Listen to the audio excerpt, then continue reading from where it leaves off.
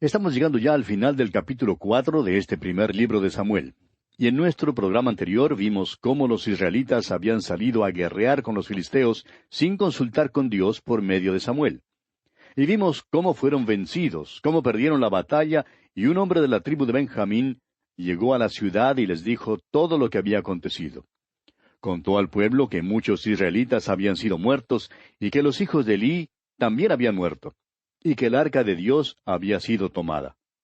Ahora estas malas noticias causaron un gran griterío entre el pueblo. Elí oyó el estruendo y quiso saber qué era lo que pasaba. Este mismo mensajero entonces, que había sido testigo presencial, le contó lo que había acontecido y las noticias causaron la muerte de Elí. Elí era el último de los jueces de Israel y a la vez era el sumo sacerdote. Cuando le informaron de la muerte de sus hijos, quedó traspasado de dolor. Elí, con todas sus fallas, era un padre triste, con una piedad sin carácter, pero tenía un interés genuino en las cosas de Dios. Cuando le dijeron que el arca había sido tomada, eso fue demasiado para Elí, y entonces cayó hacia atrás y se desnucó. Era un hombre grande y gordo y probablemente sufrió un ataque cardíaco.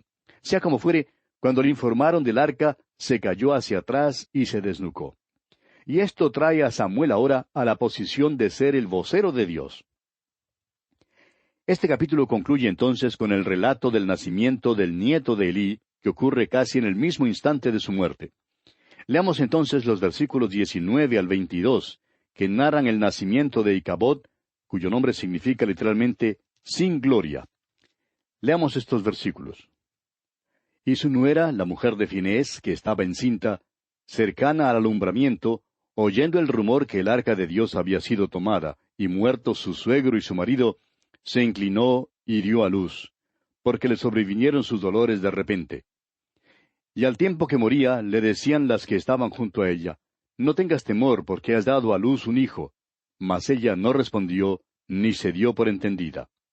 Y llamó al niño Icabod, diciendo, traspasada es la gloria de Israel, por haber sido tomada el arca de Dios, y por la muerte de su suegro y de su marido. Dijo pues, traspasada es la gloria de Israel, porque ha sido tomada el arca de Dios. Y así concluye el capítulo 4 de este primer libro de Samuel. Llegamos ahora al capítulo 5. Leamos los primeros 4 versículos de este capítulo 5 del primer libro de Samuel. Cuando los filisteos capturaron el arca de Dios, la llevaron desde Ebenezer a Asdod. Y tomaron los filisteos el arca de Dios, y la metieron en la casa de Dagón, y la pusieron junto a Dagón. Y cuando al siguiente día los de Asdod se levantaron de mañana, he aquí Dagón postrado en tierra delante del arca de Jehová. Y tomaron a Dagón, y lo volvieron a su lugar. Y volviéndose a levantar de mañana el siguiente día, he aquí que Dagón había caído postrado en tierra delante del arca de Jehová. Y la cabeza de Dagón y las 2 palmas de sus manos estaban cortadas sobre el umbral, habiéndole quedado a Dagón el tronco solamente.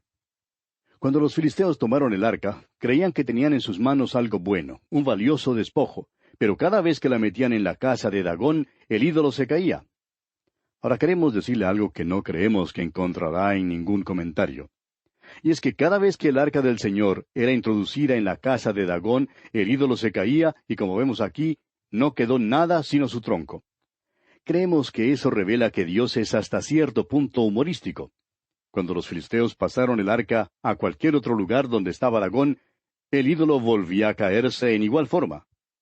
Creemos que esto muestra que el Señor es humorístico en que dejó pasar esta clase de cosas porque sabía que irritaría mucho a los filisteos. Pronto se dieron cuenta que no había ningún mérito en poseer el arca. Leamos ahora los versículos 5 al 7 de este capítulo 5 del primer libro de Samuel. Por esta causa, los sacerdotes de Dagón y todos los que entran en el templo de Dagón no pisan el umbral de Dagón en Asdod hasta hoy. Y se agravó la mano de Jehová sobre los de Asdod, y los destruyó, y los hirió con tumores en Asdod y en todo su territorio. Y viendo esto los de Asdod dijeron, no quede con nosotros el arca del Dios de Israel, porque su mano es dura sobre nosotros y sobre nuestro Dios Dagón. Ahora ya no es solamente su ídolo Dagón el afectado, sino los mismos habitantes de Asdod, quienes sufren tumores dolorosos. Continuemos con los versículos 8 al 10.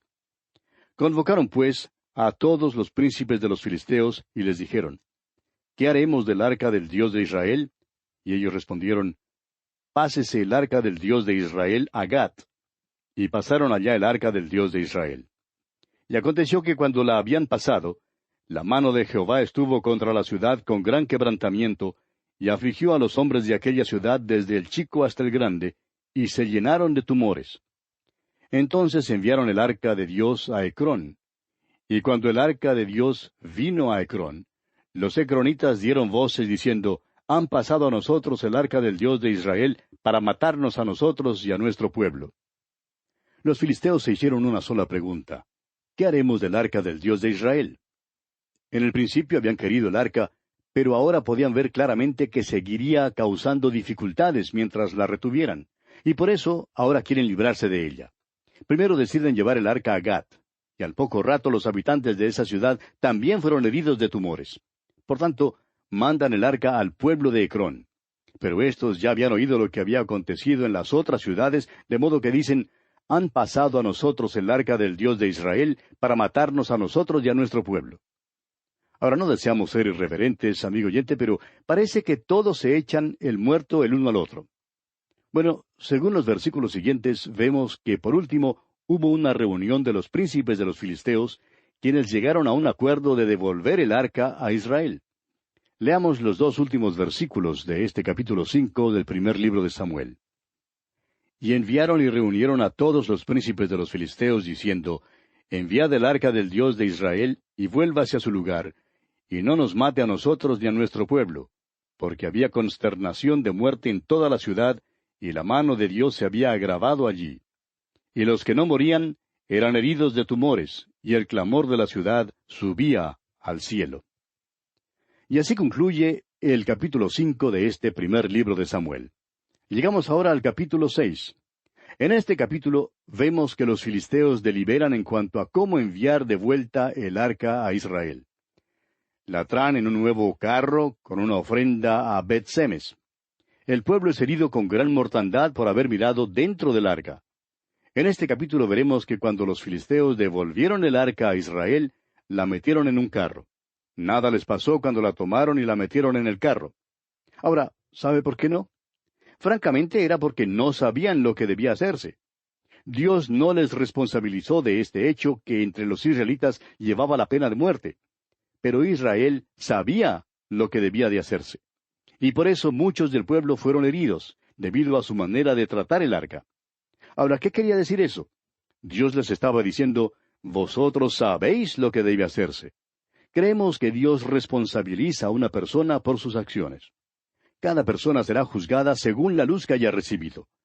Todos hemos recibido cierta cantidad de luz y seremos juzgados según hayamos vivido de acuerdo con esa luz. Ahora, esto no tiene nada que ver con la salvación eterna.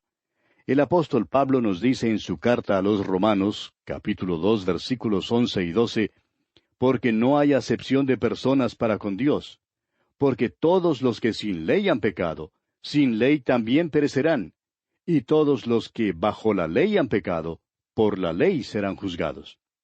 La Biblia comprueba que no hay ningún hombre que viva de acuerdo con la luz que tenga. Hay una sola manera de ser salvo, y es poniendo la fe y confianza en la persona y en la obra del Señor Jesucristo. Entremos pues ahora en nuestro estudio directo de este capítulo 6 del primer libro de Samuel. El primer versículo de este capítulo 6 dice, estuvo el arca de Jehová en la tierra de los filisteos 7 meses. Dondequiera que ponían el arca cerca a un ídolo de Dagón, el ídolo se caía y se rompía. Todo lo que quedaba en pie era el tronco. Y eso, por supuesto, no era un objeto muy satisfactorio para adorar. Y leemos ahora en los versículos 2 al 4 de este capítulo 6 del primer libro de Samuel. Entonces los filisteos, llamando a los sacerdotes y adivinos, preguntaron, ¿qué haremos del arca de Jehová? Hacednos saber de qué manera la hemos de volver a enviar a su lugar. Ellos dijeron, si enviáis el arca del Dios de Israel, no la enviéis vacía, sino pagadle la expiación. Entonces seréis sanos, y conoceréis por qué no se apartó de vosotros su mano. Y ellos dijeron, ¿Y qué será la expiación que le pagaremos? Ellos respondieron, conforme al número de los príncipes de los filisteos, 5 tumores de oro y 5 ratones de oro, porque una misma plaga ha afligido a todos vosotros y a vuestros príncipes. Los filisteos a toda costa querían librarse del arca, pero no estaban seguros de cómo debían enviarla de vuelta a Israel. Por eso consultaron con los sacerdotes y los adivinos, quienes les aconsejaron que no debían devolver el arca vacía. Les dijeron que tenían que enviar una ofrenda, y esa ofrenda nos da a conocer la vileza de la adoración pagana de los filisteos. Muchos se preguntan en cuanto al por qué Dios expulsó de su tierra a los filisteos. La tierra prometida estaba en la misma encrucijada del mundo, de modo que aquellos que la ocupaban influirían sobre los habitantes de todo el mundo. Dios los expulsó debido a sus malas y perversas maneras de adoración pagana. Su religión era tan vil que, no creemos conveniente ni siquiera mencionar por radio algunas de sus prácticas paganas. Para nosotros hoy en día es quizá difícil comprender cómo pueda alguien atreverse a enviar como ofrenda tallados que representen tumores o ratones. Sin embargo, aquí vemos que la ofrenda de los filisteos constaba de 5 tumores de oro y 5 ratones de oro. Creemos que esta ofrenda, pues, comprueba ampliamente la vileza de su adoración. Leamos ahora los versículos 5 hasta el 16 de este capítulo 6 del primer libro de Samuel. Haréis pues figura de vuestros tumores y de vuestros ratones que destruyen la tierra, y daréis gloria al Dios de Israel. Quizá aliviará su mano de sobre vosotros y de sobre vuestros dioses y de sobre vuestra tierra. ¿Por qué endurecéis vuestro corazón como los egipcios y Faraón endurecieron su corazón? Después que los había tratado así, ¿no los dejaron ir y se fueron? Haced pues ahora un carro nuevo, y tomad luego 2 vacas que críen, a las cuales no haya sido puesto yugo, y uncid las vacas al carro, y haced volver sus becerros de detrás de ellas a casa. Tomaréis luego el arca de Jehová, y la pondréis sobre el carro, y las joyas de oro que le habéis de pagar en ofrenda por la culpa, las pondréis en una caja al lado de ella, y la dejaréis que se vaya. Y observaréis, si sube por el camino de su tierra a Bet-Semes, él nos ha hecho este mal tan grande. Y si no, sabremos que no es su mano la que nos ha herido, sino que esto ocurrió por accidente. Y aquellos hombres lo hicieron así, tomando 2 vacas que criaban, las uncieron al carro y encerraron en casa sus becerros. Luego pusieron el arca de Jehová sobre el carro, y la caja con los ratones de oro y las figuras de sus tumores. Y las vacas se encaminaron por el camino de Bet-Semes, y seguían camino recto, andando y bramando, sin apartarse ni a derecha ni a izquierda. Y los príncipes de los filisteos fueron tras ellas hasta el límite de Bet-Semes. Y los de Bet-Semes segaban el trigo en el valle, y alzando los ojos vieron el arca y se regocijaron cuando la vieron. Y el carro vino al campo de Josué de Bet-Semes, y paró allí donde había una gran piedra. Y ellos cortaron la madera del carro, y ofrecieron las vacas en holocausto a Jehová. Y los levitas bajaron el arca de Jehová, y la caja que estaba junto a ella, en la cual estaban las joyas de oro, y las pusieron sobre aquella gran piedra. Y los hombres de Bet-Semes sacrificaron holocaustos y dedicaron sacrificios a Jehová en aquel día. Cuando vieron esto, los 5 príncipes de los filisteos volvieron a Ecrón el mismo día. Los filisteos pusieron el arca y la caja que contenía los objetos viles de su adoración sobre el carro, y las vacas se encaminaron por el camino de Bet-Semes, y llegaron por fin al campo de Josué. Era el tiempo de la siega, y cuando los trabajadores en el campo vieron llegar el arca, se regocijaron. Ahora el arca es un cofre, eso es todo lo que siempre ha sido. Pero era en el lugar santísimo del tabernáculo donde se guardaba el arca, y era allí donde Dios se reunía con su pueblo. Pero ahora Israel sufrirá apuros porque Dios no se está reuniendo con ellos allí. Además, le está enseñando a su pueblo que no hay ningún mérito en un cofre. El mérito se encuentra solamente en Dios mismo. Ellos se habían apartado de Él. Es interesante notar, sin embargo, que los israelitas no aceptarían para ellos mismos la ofrenda que fue enviada por los filisteos. Pero por otra parte, el pueblo de Israel revela nuevamente el hecho de que todavía se encuentra lejos de Dios. Y por tanto, el juicio de Dios cae una vez más sobre los hombres de Bet-Semes. Leamos ahora los versículos 17 hasta el 21 de este capítulo 6 del primer libro de Samuel. Estos fueron los tumores de oro que pagaron los filisteos en expiación a Jehová: por Asdod 1, por Gaza 1, por Ascalón 1, por Gat 1, por Ecrón 1. Y los ratones de oro fueron conforme al número de todas las ciudades de los filisteos pertenecientes a los 5 príncipes, así las ciudades fortificadas como las aldeas sin muro. La gran piedra sobre la cual pusieron el arca de Jehová está en el campo de Josué de Bet-Semes hasta hoy. Entonces Dios hizo morir a los hombres de Bet-Semes, porque habían mirado dentro del arca de Jehová. Hizo morir del pueblo a 50,070 hombres, y lloró el pueblo porque Jehová lo había herido con tan gran mortandad. Y dijeron los de Bet-Semes: ¿Quién podrá estar delante de Jehová el Dios Santo? ¿A quién subirá desde nosotros? Y enviaron mensajeros a los habitantes de Kiriat Jearim, diciendo: Los filisteos han devuelto el arca de Jehová. Descended pues, y llevadla a vosotros. Cuando el arca fue devuelta a los israelitas, ellos enseguida tuvieron problemas con ella. Es que el interior del arca solo podía ser visto por el sumo sacerdote, y él entraba en el lugar santísimo del tabernáculo solamente una vez al año. Allí era donde se guardaba el arca. Ahora los israelitas hacen precisamente lo que Dios les había prohibido hacer. Miraron dentro del arca. Ahora el problema no estaba en el hecho de que miraron dentro del arca y vieron algo, sino en que desobedecieron a Dios. Dios, por tanto, los juzgó. Luego la superstición tomó posesión de ellos, y por esta razón enviaron un mensaje a los habitantes de Kiriat Jearim, pidiendo que ellos vinieran para buscar el arca que los filisteos habían devuelto. El pueblo de Israel, pues, todavía no estaba listo para volverse a Dios. Y así concluye el capítulo 6 de este primer libro de Samuel. Nos encontramos ahora en el capítulo 7. Comencemos pues leyendo los primeros 2 versículos de este capítulo 7 del primer libro de Samuel. Vinieron los de Kiriat Jearim y llevaron el arca de Jehová, y la pusieron en casa de Abinadab, situada en el collado. Y santificaron a Eleazar su hijo, para que guardase el arca de Jehová. Desde el día que llegó el arca a Kiriat Jearim pasaron muchos días, 20 años, y toda la casa de Israel lamentaba en pos de Jehová.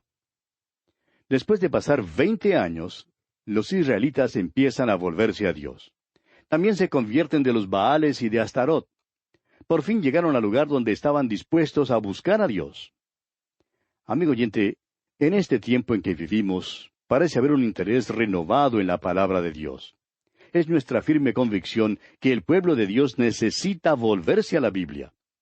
Es por esto que tratamos de enseñar toda la palabra de Dios y no solo unos pocos libros o pasajes aislados. Creemos que todos los 66 libros constituyen la Biblia, y no solamente Juan 3:16.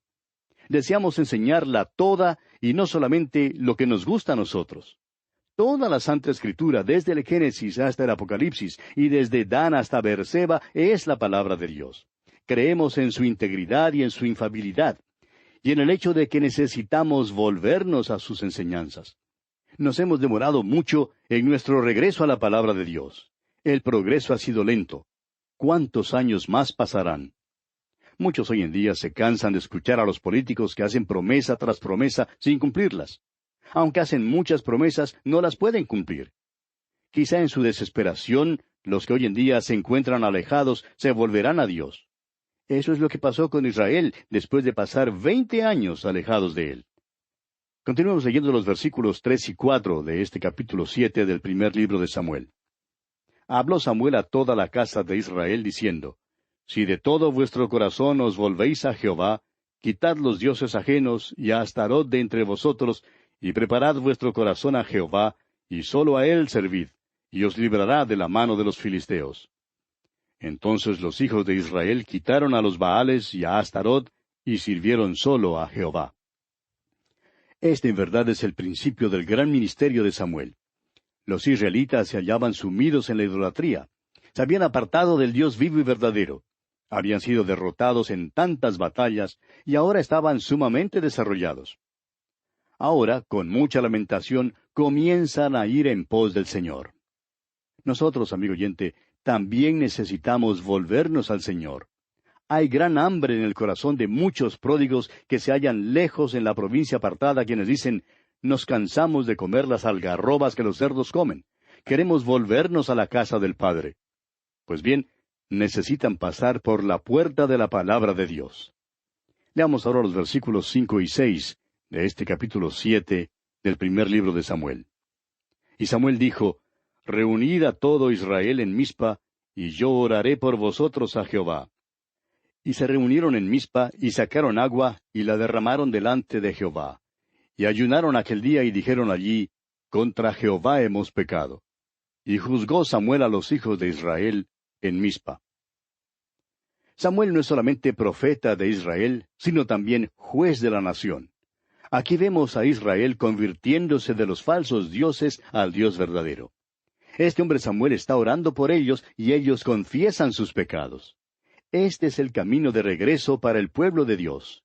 No creemos que haya otro camino de regreso. Oímos mucho acerca de toda clase de métodos hoy en día que se supone serán bendecidos por Dios. Pero, amigo oyente, lo que hace falta que el pueblo de Dios haga es que se vuelva a Dios confesando sus pecados. Es necesario verse a la luz de la palabra de Dios.